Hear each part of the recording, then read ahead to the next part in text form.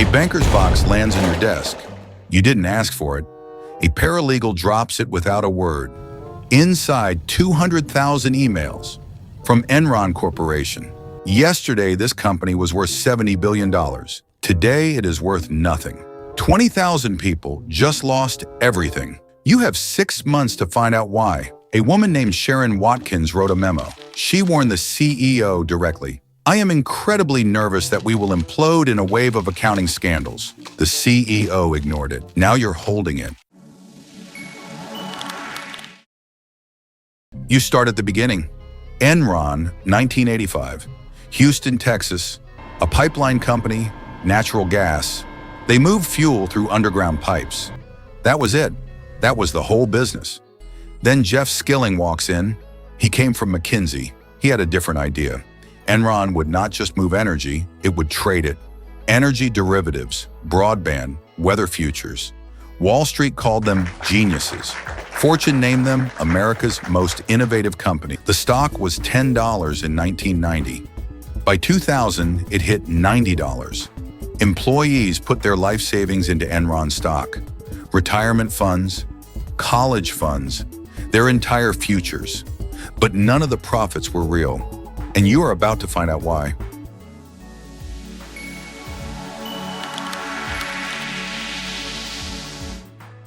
You are 40,000 emails in. A pattern is forming. Enron created companies off the books. They called them special purpose entities, shell companies, run by Enron's own CFO, a man named Andrew Fastow. They moved debt into these shells. Billions of dollars in losses, invisible. Gone from the balance sheet. The entities had names: Jedi, Chuko, Raptor. Fastow named them after Star Wars. You find an email. An Enron executive writes, "We're basically selling assets to ourselves." The accounting wasn't creative. It was a magic trick. And the audience was every Enron shareholder. Fastow personally made $30 million from the same-side partnerships he created for Enron. On top of his salary. You keep reading, you find another email. An analyst is questioning the accounting. Skilling's response, recorded live. "Thank you very much. Asshole." Skilling called analysts assholes for asking questions. You are about to find out what else he was hiding. August 2001.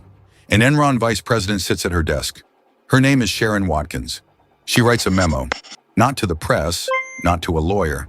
She writes it to her CEO, Ken Lay, the man who built the company. One sentence. "I am incredibly nervous that we will implode in a wave of accounting scandals." She hand delivers it. Lay thanks her. He does nothing. She is transferred to a different department. You find the memo in the email dump. It is dated 6 months before the collapse. 6 months. The CEO had the warning, in writing, in his hand, and he did nothing. October 2001. The SEC sends a formal request to Arthur Andersen, Enron's accounting firm, 89 years old. The lead partner sends one email: comply with the document retention policy. Within days, Andersen employees work overtime, not on accounting, on shredding. The firm that was supposed to catch the fraud was destroying the evidence. Now you have to build the case with what's left. You were supposed to be investigating accounting fraud, but you find something else in the emails, something darker. Enron traders manipulated California's energy market artificially. They created fake congestion on power lines. They shut down plants for fake maintenance. During peak demand, they moved energy in circles, out of California and back in, to bypass price caps. Every tactic had a name. You find the phone calls, recorded, between Enron traders. "He just fucks California." "He steals money from California to the tune of $1 million. Will you rephrase that? I'm taping this. "Fine. He takes money from California." 6 million people lost power. Hospitals ran on generators. One trader was recorded laughing about it. You were supposed to be investigating accounting fraud. You just found something worse.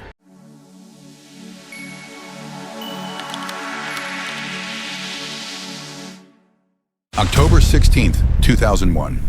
Enron reports a $618 million quarterly loss. The stock drops.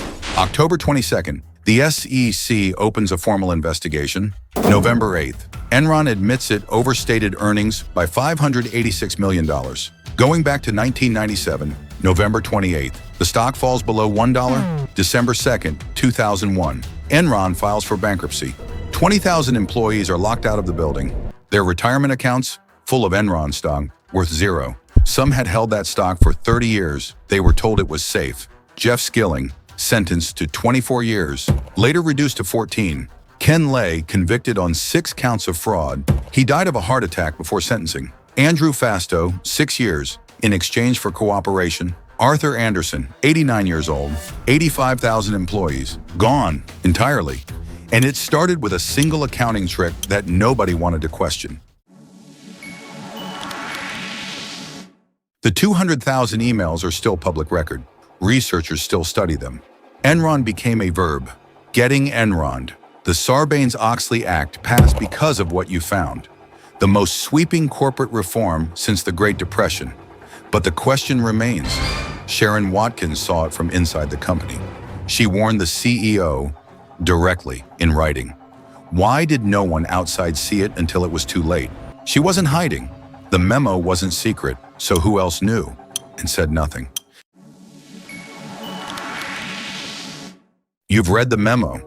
You've seen the emails. You've heard the traders laugh about blackouts. Now you decide, was Enron an anomaly, or did we just stop looking? Subscribe to Sealed Verdict. The biggest crimes leave the longest paper trails,